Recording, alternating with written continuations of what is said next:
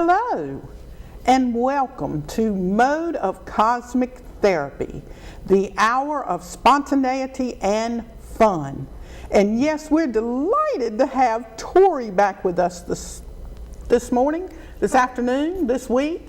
Victoria Suzanne Pyle, better known as Tori. Hello, Tori. Hi, how are you? I am so good, and how about you? I'm pretty good. And how has been your week? It's pretty good. I wore that ponytail for you. Oh, you did? I did. And did anything special happen on that day? No, the ponytail was the specialness. Wow, just like we had talked. I love that. Okay, so let's see what we're going to start with today. You know, last week when we were had that wonderful show, I was thinking that the show was going to be about astrology, and because the paper turned out to be what was it? Don't strive, and what else? In opposing direction. Right. We allowed it to go exactly like it was going to go anyway, and we didn't have any direction or imposition, and that's what's going to happen this time too. Wonderful. Okay, so what I'd like to do for any of those of you who have never tuned in to the show, what we do during this hour is completely unrehearsed, unplanned, and unvalidated. I can vouch for that. But you did have fun. Oh, yeah. And we are so glad that you're back again. But what we're going to show, and we try to show all the time, is that life is a series of unplanned events. Everything happens for a divine reason, but we are not privy to that reason. Everything is exactly as it's supposed to be for reasons we can't see. We can attach any kind of meaning we want to a specific circumstance or situation, but that does not necessarily mean that is the reason it is occurring. What'd I say, Tori? That everything happens for a reason, but we don't always know the reason. Right. So do we want to pull something out of this canister again, just to see if we can set the, see all these papers? We have no idea what she's going to pull out, but it will be completely woven into the show. The show's direction, the show's content, and the form is being decided within this can. These papers that are laying all in the bottom of that hold the destiny of this particular hour. Okay, so it exists before you participate and engage in it. Now, I think I'm saying something significant. And if I am, give it back to me. Well, it sounds like what you're saying is there are a lot of ways the show can go, but because of our particular interaction and whatever is chosen, it's going to go that way. And it would have gone that way anyway. All right. And apply that to life? Life has similarly a lot of options, and we choose our options, and it heads us on a path that we think maybe we chose, but maybe it was already there to begin with.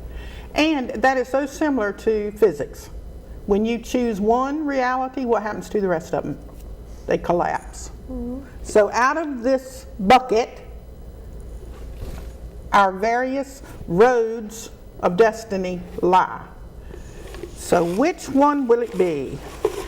Which one will it be today? I can't wait to see. Do a drum roll. Okay, let's see. Let's see what it's going to be today, because I have every intention, Tori, of teaching astrology today. Let's see if we're going to get around to it. I love astrology. I love it. I love everything, though. If you keep looking back into the past or into the so-called future, how can you possibly experience the unwavering truth that you're in fact going nowhere? There's nowhere else to go but where you are right now. Did we just start off with that? Did we just start off with that? I'm asking you that. Read it again. If you keep looking back into the past or... Oh, wait a minute. Now, if I'm going to look back here, I'm going to run into something, aren't I? So who is to blame if I'm still looking back here for what happens to me here? I am not present. Okay. Or into the so-called future. Okay, this is going on, me and you. We're sitting right here. I can touch you, we're here. But if I'm saying, oh gosh, you know, at 7 o'clock tonight I'm supposed to be meeting with Bob Jones and Ruth Larson, and I was supposed to cook chicken, but I didn't pick it up. I'm not here, am I? I am not where my feet are at. When I say be where your feet are. Be present. Right, okay. How can you possibly experience the unwavering truth that you are in fact going nowhere? There's nowhere else to go but where you are right now. How about that? Nowhere else to go, Mitzi, but right here. You're behind that camera. Good to see you today, honey. The whole time before we went on the air, though, I must tell you, I was watching and looking at Martin Buber. He is one of my most favorite writers in the entire world on this planet. I don't think anybody can touch him. I just enjoy his work so much. And the reason that I do is because with him, you have to break down his sentences into words. You cannot engulf an entire sentence of him. And he, as he was laying on this table here, I was thinking, I am definitely going to listen to you today with what you might have to say for us, Martin. So, Tori, I will do you the honor. I'm going to let you flip. We're not going to say numbers with this. You're just going to do this, and you're going to point somewhere. Just do it. Don't you just love it? I mean, okay, wow, let's go. Let's take both of those sentences and see what we've got. And in all the seriousness of truth, listen. And in all of the seriousness of truth. In all the seriousness of truth. Listen. Without it, a human being cannot live, but whoever lives only with that is not human. You know, the sentence right before that? Yeah. One cannot live in the pure present. It would consume us if care were not taken that is overcome quickly and thoroughly. But in pure past one can live. In fact, only there can be a life be arranged. One only has to fill every moment with experiencing and using, and it ceases to burn. Okay, since you took it on, Miss Pyle, let's go back to that sentence. Start it again. One cannot live in the pure present. Why? Because what you just said has already passed. It's gone. And whatever you're going to say has not taken place yet. It moves so quickly. And yet we dwell, we emphasize, we accentuate those things that are already gone or haven't yet come. I am putting words in your mouth. Go ahead. It would consume us if care were not taken that is overcome quickly and thoroughly. All right, give it back to me. What did you just say? If care were not taken, what? That it is overcome quickly and thoroughly. Yes, move on, drop it, forget it. But in pure past one can live. In fact, only there can a life be arranged. One only has to fill every moment with experiencing and using, and it ceases to burn. Okay. So, is Martin saying that we are consumed with ideas of the past, memories, and that is what substantiates a life? Give it to me. What did you just say, honey? It seems like what he's saying is that if you're going to experience a life, it could only be done in the past because it's the only thing that has the memory.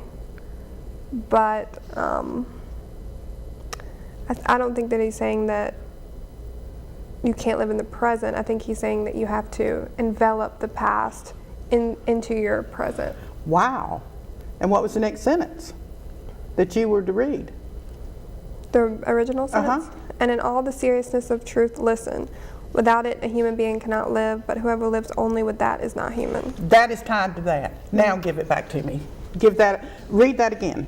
And I'm going into astrology. I'm going into astrology from this. But go ahead. One cannot live in the pure present. It would consume us if care were not taken that it is overcome quickly and thoroughly. But in pure past one can live. In fact, only there can a life be arranged.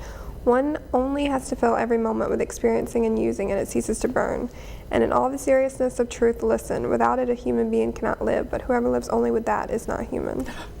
I love it. Don't you see why I love him? All right, now interpret that last little bit, honey. If you were attempting to live only in the present, without the past, without your memories, without all that, you wouldn't be you. Existing. Yeah. You would be like a flicker of light, but you wouldn't be a person, because without all of those things, you're not anything. So is our life constructed by thoughts, memories? What is actually taking place at this moment? As we're sitting here, you're sitting in that chair, I'm sitting in this chair. We're at RTN in Raleigh, North Carolina on January the 22nd. What do we have to base our existence on? Boy, I'm gotten deep now. What are we basing our existence on that we are actually sitting here and conducting this show? A memory that we had a show last week, an idea that we were born and live and eat and construct a life based on what we've done up until this point. So this moment that is the present, that I said a while ago, you can't be looking back here without running in, and I can't be thinking about what's coming and not be here. That precious instant, that flicker of the present quickly goes. But you have to be here in that present, or what? You don't exist. You don't exist. I think it's like from what you were saying in the beginning, to be present. I think this is an interesting way to carry on with that, because you're saying, don't be in the past, don't be in the future, but he's also saying don't be only in the present, because you have a past, you have a future. Okay. So be present, but being present means you're present with everything that's ever happened. Okay. Because you can't be present and every future and the past not exist. Okay. So I think that's an interesting, addition. I think so too. Read it again, because I'm going to go somewhere else. If you keep looking back into the past or into the so-called future, how can you possibly experience the unwavering truth that you're in fact going nowhere? There's no one else for you to go but where you are right now. And that's interesting. But then he says also, you can't just be in the present, because it's not the truth, you wouldn't be human. You have a past, and of course everyone for at least some time has a future. So I think that's an interesting way to put it together. Like, be present, be where you are, but understand that you came from somewhere. Okay. So. But you don't know where. You know where. Are they memories? Yeah. Are they real? Yeah. Are they still here? No. Okay. And what is yet to be is not real yet either. And that flickering moment of that present, how quickly is it? Even as we're talking, we're moving into the future and away from the past.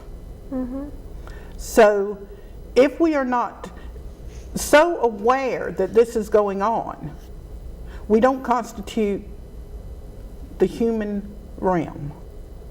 Now, I don't know what I just said. Okay. But give it back to me, because you got it. I think what this has said to me, and I think it's valid, that you can't be focused on your past. You can't be focused on your future because you don't know what happened. You can't be focused on your past because you can't change it.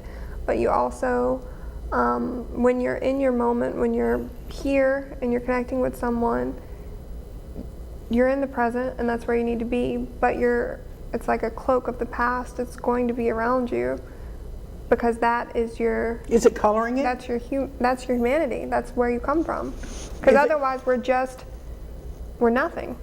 Who am I and who are you if we haven't had our experiences, if we just meet in this present? Mm-hmm. So... The present is forever evolving.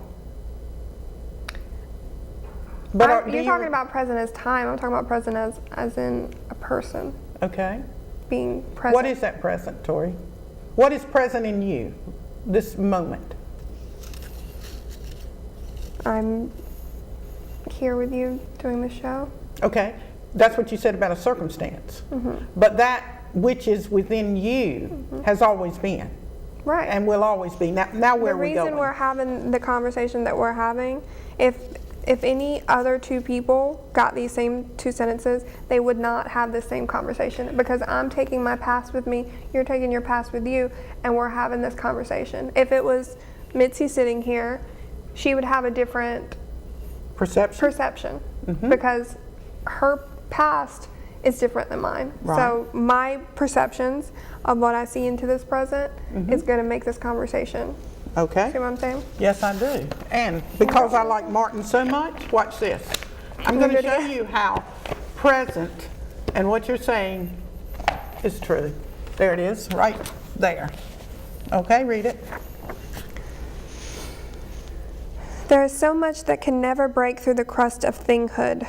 O fragment of mica, it was while contemplating you that I first understood that I is not something in me, yet I was associated with you only in myself. It was only in me, not between you and me, that it happened that time. Wow. Okay, let's back it up. Start again. You know how I do that. I'm going to go to astrology. I'm going to astrology this week. There is so much that can never break through the crust of thinghood. Oh, No, okay, thing? Is that the word he used? thinghood. Thinghood. And he's saying there's so much that cannot break through that?